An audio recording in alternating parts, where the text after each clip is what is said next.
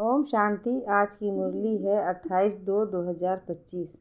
मीठे बच्चे, शांति चाहिए तो अशरीरी बनो। इस देह भान में आने से ही अशांति होती है, इसलिए अपने स्वधर्म में स्थित रहो। आज का प्रश्न है, यथार्थ याद क्या है? याद के समय किस बात का विशेष ध्यान चाहिए? उत्तर है, अपने को इस देह से न्यारी आत्मा समझकर बाप को याद करना, यही यथार्थ याद है। कोई भी देह याद न आए, यह ध्यान रखना जरूरी है। याद में रहने के लिए ज्ञान का नशा चढ़ा हुआ हो, बुद्धि में रहे। बाबा हमें सारे विश्व का मालिक बनाते हैं। हम सारे समुद्र, सारी धरनी के मालिक बनते हैं। गीत है, तुम्हें पाके हमने जहाँ पा लिया, जमी तो जमी आसमां पा लिया। ओम शांति। ओम का अर्थ ही है अहम, मैं आत्मा। मनुष्य फिर समझते हैं ओम माना भगवान, परंतु ऐसे है नहीं। ओम माना मैं आत्मा, मेरा यह शरीर है। कहते हैं ना, ओम शांति। अहम आत्मा का स्वधर्म है शांत। आत्मा अपना परिचय देती है। मनुष्य भल ओम शांति कहते हैं, परंतु ओम का अर्थ कोई भी नहीं समझते हैं। ओम शांति अक्षर अच्छा है। हम आत्मा हैं, हमारा स्वधर्म शांत है। हम आत्मा शांति धाम की रहने वाली हैं। कितना सिंपल अर्थ है, लंबा चौड़ा, कोई गपोड़ा नहीं है। इस समय के मनुष्य मात्र तो यह भी नहीं जानते कि अभी नई दुनिया है व पुरानी दुनिया है। नई दुनिया फिर पुरानी कब होती है, पुरानी से फिर नई दुनिया कब होती है, यह कोई भी नहीं जानते। कोई से भी पूछा जाए दुनिया नई कब होती है और फिर पुरानी कैसे होती है, तो कोई भी बता नहीं सकेंगे। अभी तो कलयुग पुरानी दुनिया है। नई दुनिया सतयुग को कहा जाता है। अच्छा, नई को फिर पुराना होने में कितने वर्ष लगते हैं, यह भी कोई नहीं जानते। मनुष्य होकर यह नहीं जानते, इसलिए इनको कहा जाता है जानवर से भी बदतर। जानवर तो अपने को कुछ कहते नहीं, मनुष्य कहते हैं हम पतित हैं, हे पतित पावन आओ, परंतु उनको जानते बिल्कुल ही नहीं। पावन अक्षर कितना अच्छा है। पावन दुनिया स्वर्ग नहीं, दुनिया ही होगी। चित्र भी देवताओं के हैं, परंतु कोई भी समझते नहीं। यह लक्ष्मी नारायण नई पावन दुनिया के मालिक हैं।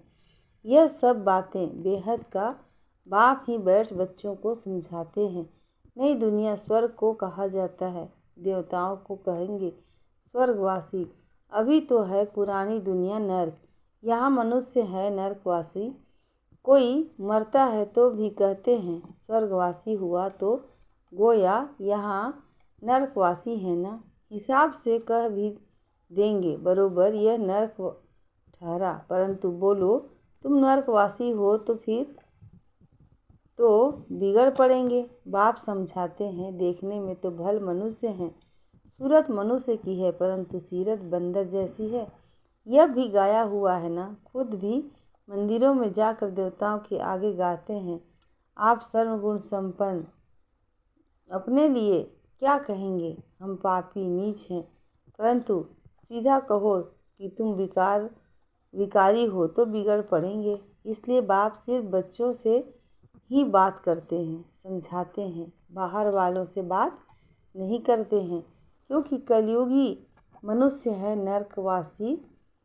अभी तुम हो संगमवासी, तुम पवित्र बन रहे हो। जानते हो हम ब्राह्मण को शिव बाबा पढ़ाते हैं, वह पतित पावन है। हम सभी आत्माओं को ले जाने के लिए बाप आए हैं। कितना सिंपल बात है। बाप कहते हैं बच्चे तुम आत्माएं शांति धाम से आती हो पाठ बजाने। इस दुख धाम में सभी दुखी हैं, इसलिए कहते हैं मन को शांति कैसे हो। ऐसे नहीं कहते आत्मा को शांति कैसे हो। और तुम कहते हो ना ओम शांति, मेरा स्वधर्म है शांति, फिर शांति मांगते क्यों हो? अपने को आत्मा समझ, अपने को आत्मा भूल देह अभिमान में आ जाते हो। आत्माएं तो शांति धाम की रहने वाली हैं। यहाँ फिर शांति धाम कहाँ से मिलेगी? अशरीरी होने से ही शांति होगी। शरीर के साथ आत्मा के है तो उनको बोलना चलना तो जरूर पड़ता है। हम आत्मा शांति धाम से यह पाठ बजाने आई हैं। यह भी कोई नहीं जानते कि रावण ही हमारा दुश्मन है। कब से यह रावण दुश्मन बना है, यह भी कोई नहीं जानते। बड़े बड़े विद्वान पंडित आदि एक भी नहीं जानते कि रावण है कौन, जिसका हम एफिजी बनाकर जलाते हैं, जन्म जन्मांतर जलाते आए हैं। कुछ भी पता नहीं। कोई से भी पूछो रावण कौन है, कह देंगे यह सब तो कल्पना है, जानते ही नहीं तो और क्या रेस्पॉन्ड देंगे। शास्त्रों में भी है ना, हे राम जी संसार बना ही नहीं है, यह सब कल्पना है, ऐसे बहुत कहते हैं। अब कल्पना का अर्थ है क्या है? कहते हैं यह संकल्पों की दुनिया है। जैसे जो जैसा संकल्प करता है वह हो जाता है, अर्थात मनुष्य नहीं समझते। बाप बच्चों को बैठ समझाते हैं, कोई तो अच्छी रीति समझ जाते हैं, कोई समझते ही नहीं हैं। जो अच्छी रीति समझते हैं उनको सगे कहेंगे, और जो नहीं समझते हैं वह लगे, अर्थात सौतेले हुए। अब सौतेले वारिस थोड़े ही बनेंगे। बाबा के पास मातेले भी हैं तो सौतेले भी हैं। मातेले बच्चे तो बाप की श्रीमत पर पूरा चलते हैं, सौतेले नहीं चलेंगे। बाप कह देते हैं यह मेरी मत पर नहीं चलते हैं, रावण की मत पर है। राम और रावण दो अक्षर हैं, राम राज्य और रावण राज्य। अभी है संगम। बाप समझाते हैं यह सब ब्रह्मा कुमारियाँ शिव बाबा से वर्षा ले रहे हैं। तुम लेंगे श्रीमत पर चलेंगे तो कहते हैं कौन सी मत? बाप श्रीमत देते हैं कि पवित्र बनो। कहते हैं हम पवित्र रहें, फिर पति न माने तो मैं किसकी मानूं? वह तो हमारा पति परमेश्वर है, क्योंकि भारत में यह सिखलाया जाता है कि पति तुम्हारा गुरु ईश्वर आदि सब कुछ है, परंतु ऐसा कोई समझते नहीं है। उस समय हाँ कर देते हैं, मानते कुछ भी नहीं है, फिर भी गुरुओं के पास मंदिरों में जाते रहते हैं। पति कहते हैं तुम बाहर मत जाओ, हम राम की मूर्ति तुमको घर में रख कर देते हैं, फिर तुम अयोध्या आदि में क्यों भटकती हो? तो मानती नहीं। यह भी भक्ति मार्ग के धक्के हैं, वह जरूर खाएंगे, कभी मानेंगे नहीं। समझते हैं वह तो उनका मंदिर है। अरे तुमको याद राम को करना है कि मंदिर को? परंतु समझते नहीं। तो बाप समझाते हैं भक्ति मार्ग में कहते भी हो हे भगवान आकर हमारी सद्गति करो, क्योंकि वह एक ही सर्व का सद्गति दाता है। अच्छा वह कब आते हैं यह भी कोई नहीं जानते। बाप समझाते हैं रावण ही तुम्हारा दुश्मन है। रावण का तो वंडर है, तो जलाते ही आते हैं, लेकिन मरता ही नहीं। रावण क्या चीज़ है यह कोई भी नहीं जानते। अभी तुम बच्चे जानते हो, हमको बेहद के बाप से वर्षा मिलता है। शिव जयंती भी मनाते हैं, परंतु शिव को कोई भी जानते नहीं है। गवर्नमेंट को भी तुम समझाते हो शिव तो भगवान है, वही कल्प कल्प आकर भारत को नरकवासी से स्वर्गवासी, बेघर से प्रिंस बनाते हैं, पतित को पावन बनाते हैं, वही सर्व के सद्गति दाता है। इस समय सभी मनुष्य मात्र यहाँ हैं, क्राइस्ट की आत्मा भी कोई न कोई जन्म में यहाँ है, वापिस कोई भी जा नहीं सकते। इन सबकी सद्गति करने वाला एक ही बड़ा बाप है, वह आते भी भारत में है। वास्तव में भक्ति भी उनकी करनी चाहिए जो सद्गति देते हैं। वह निराकार बाप यहाँ तो है नहीं, उनको हमेशा ऊपर समझकर याद करते हैं। कृष्ण को ऊपर नहीं समझेंगे और सभी को यहाँ नीचे याद करेंगे, कृष्ण को भी यहाँ याद करेंगे। तुम बच्चों को ही यथार्थ याद, तुम अपने को इस देह से न्यारा आत्मा समझकर बाप को याद करते हो। बाप कहते हैं तुमको कोई भी देह याद नहीं आनी चाहिए, यह ध्यान जरूरी है। तुम अपने को आत्मा समझ बाप को याद करो।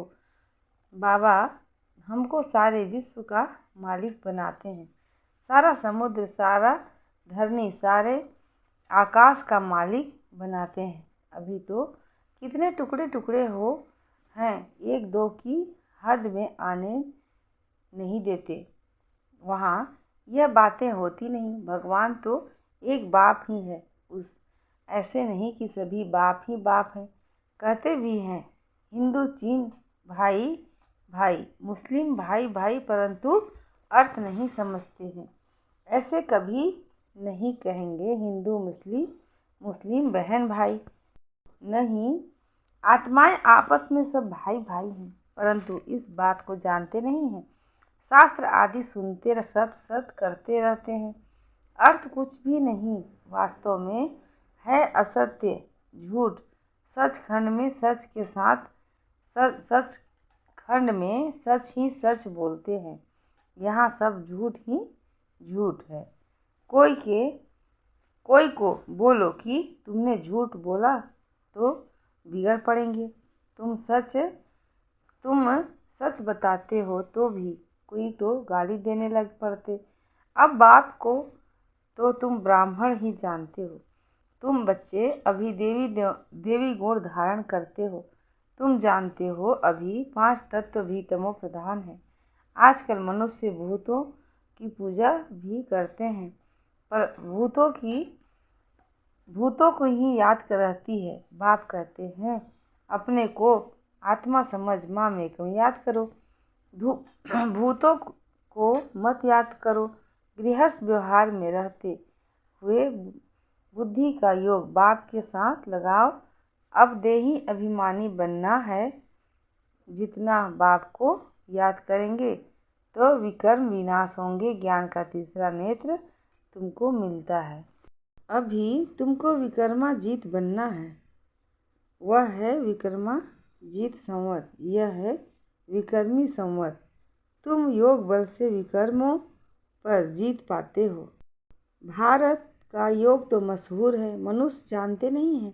सन्यासी लोग बाहर में जाकर कहते हैं कि हम भारत का योग सिखलाने आए हैं। उनको तो पता नहीं, यह तो हठ योगी है। यह राज योगी सिखला न सके। तुम राज ऋषि हो, वह है हद के सन्यासी। तुम हो बेहद के सन्यासी। रात दिन का फर्क है। तुम ब्राह्मणों के सिवाय और कोई को भी राजयोग सिखला न सके।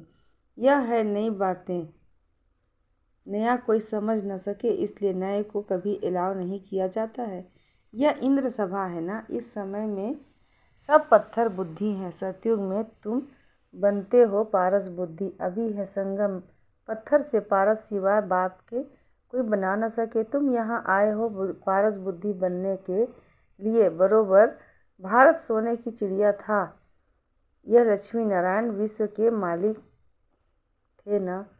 यह भी राज्य करते थे। यह भी किसी को पता थोड़े ही है। आज से 5000 वर्ष पहले इन्हों का राज्य था। फिर यह कहाँ गए तुम बता सकते हो? 84 जन्म भोगे। अभी तमो प्रधान है, फिर बाप द्वारा सतो प्रधान बन रहे हैं। तत्वम, वह नॉलेज सिवाय बाप के साधु संत आदि कोई भी दे न सके।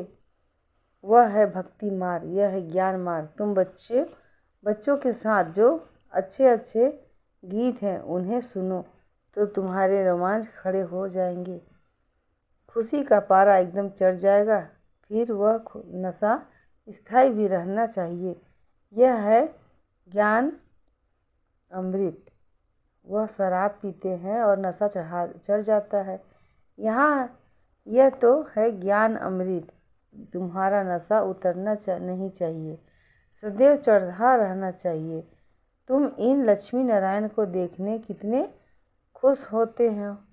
जानते हो हम श्रीमत पर फिर श्रेष्ठाचारी बन रहे हैं। यहाँ देखते हुए भी बुद्धि योग बाप और वर्षे में लगा रहे। अच्छा मीठे मीठे सिकी लधे बच्चों प्रति माता पिता बाप दादा का याद प्यार और गुड मॉर्निंग। रूहानी बाप की रूहानी बच्चों को नमस्ते। और हम रूहानी बच्चों की रूहानी माता पिता बाप दादा से याद प्यार, गुड मॉर्निंग और नमस्ते शिव बाबा। धारणा के लिए मुख्य सार है। पहला, विकर्माजित बनने के लिए योग बल से विकर्मों पर जीत प्राप्त करनी है। यहाँ देखते हुए बुद्धि योग बाप और वर्षे में लगा रहे। दूसरा है, बाप के वर्षे का पूरा अधिकार प्राप्त करने के लिए मातेला बनना है। एक बाप की ही श्रीमत पर चलना है। बाप जो समझाते हैं वह समझकर दूसरों को समझाना है। आज का वरदान है, दिव्य बुद्धि और की लिफ्ट द्वारा तीनों लोकों का सैर करने वाले सहज योगी भव। दिव्य बुद्धि की लिफ्ट द्वारा तीनों लोकों का सैर करने वाले सहज योगी भव।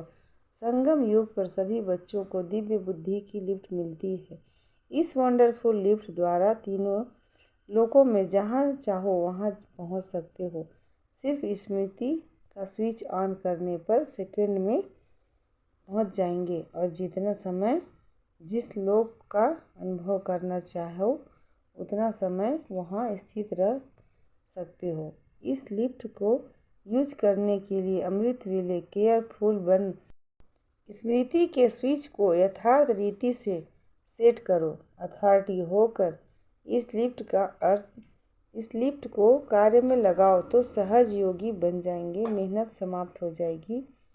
आज का स्लोगन है, मन को सदा मौज में रखना यही जीवन जीने का कला है। अच्छा, ओम शांति।